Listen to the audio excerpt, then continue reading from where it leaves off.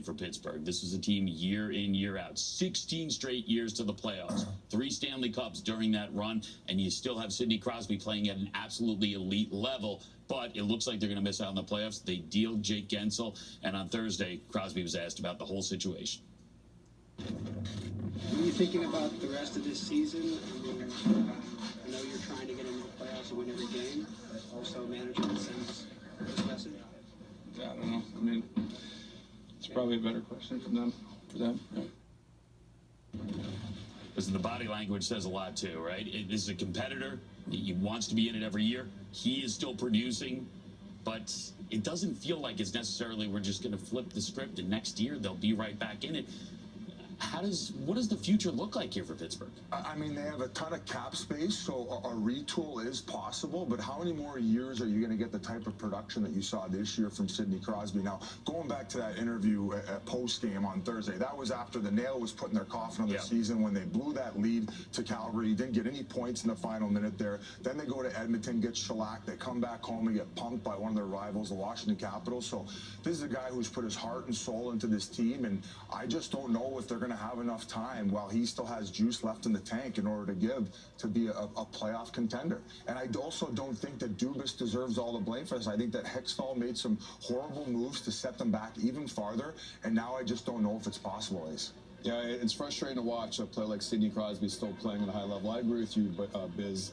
You want to see a player like that competing in the postseason. You want to see him trying to get another Stanley Cup after what he's given to the game his whole entire career. But at some point, they have to decide that it's time to rebuild.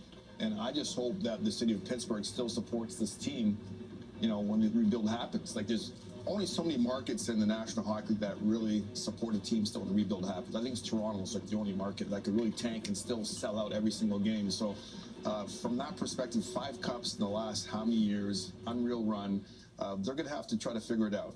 And whether that's with Sidney Crosby there, Sidney Crosby not being there, you got to get someone in there to make sure that this team's still competitive, because it's a heck of a sports town, it's a heck of a hockey market, and you don't want to see them fall off the cliff just like that. Chief, they made some moves that set this all up. I mean, they bring in Erik Karlsson. I think they thought we're going to bring in veterans, but you're looking at 4 future Hall of Famers on this team, and no one's getting any younger. So no, I agree, but Crosby's obviously still playing at a high level. Malkin, Letang, Karlsson they brought in. These guys are still real good players in the league. They are. And this summer, they're going to have to go out and find some pieces they can bring in to help them get over the hump. That's the bottom line. I mean, there's not much else they can do. They still have a lot of good pieces there, and if they add the right pieces going forward, they could be a real good team next year. That's what I believe. And don't you think, Chief, with all the parity we have in the league, it could happen pretty quickly? It could happen, no problem. And I think getting Bunting back was a good pickup for him. He's an energy guy. He scores goals. You saw him in Toronto. He played well playing with top guys, top players.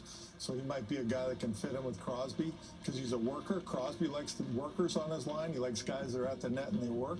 And he's one of those types of players. Bunting and Rust on his line. Yeah, and when we look back on this season, we're going to remember this is the season why they missed playoffs was because of their power play. It was atrocious for majority of the year. Cost them probably at least 10 to 15 points in the standings. Now, one of the elements to that is good net front presence. We just talked to Hyman. He's got 43 on the year from making all of his work in the blue paint. Now, I really think that's something that Pittsburgh's lacked at since they lost Hornquist, right? They haven't had a guy who's that good in front of the net, and Bunting's one of those guys, well, he will take punishment there. He's familiar with Dubas, and he's familiar playing with good players like he was in Toronto, where, yeah, he'll stand in the front and 20 might go off his butt, but hey, they're going in the net, so he'll help out for sure, and the cap hit isn't too hard. What do you guys call them? Sandpaper guys, right? Sam. And Sam Carrick, you'd have to say. Oh, yeah. Sandpaper type guy. And you mentioned it. We saw it right away. Yeah. He joins the Oilers, and he doesn't just drop the gloves. He picks an interesting opponent to drop the gloves here with. It takes a lot of guts. It just shows the character, and he wants to come in here and, you know, he wants to show the team he's ready to compete and do a good job, and, you know, just to give up the size and the weight against Olivier. You know, he's got a lot of guts, this kid. Does a lot for a team? Does a lot for a team. His teammates love that. Were you getting fired up watching that, Chief? I do like that. Well, if you like that, if you like that fight, I'm kind of curious how you feel about another fight. That, Oh, God, we're going to go through the highlight clips and yeah, this one. There's Jazz. We should show some chief fights, some actual fights. Oh, no. I have to fight beer leaguers now. I think you're just worried about how it ends. Jazz, pull that shirt down, Jazz. We see your thong. Hey, listen, you know what? It's not how you start the fight, Chief. It's how you finish it. He avoids the wedgie, and then look at flexing, ready, and oh, there he is. Wide squirrel. When you got him down, keep him down, Biz. Yeah, exactly. Don't let him up. No, never turn your back. That's Never turn your advice back. I was getting online after that one. Listen, the flying squirrel is here. Chief told me he thought that's a clear KO decision. Okay. Not even decision, a KO, a knockout for Jazz. And our buddies at AEW Wrestling, Okay. they agree. We have a new champion. Okay. A new champion of the world. Bring him out right now. Oh, my there God. he is. Oh, my God. He's got that Chief, dog get in eater. there, help me.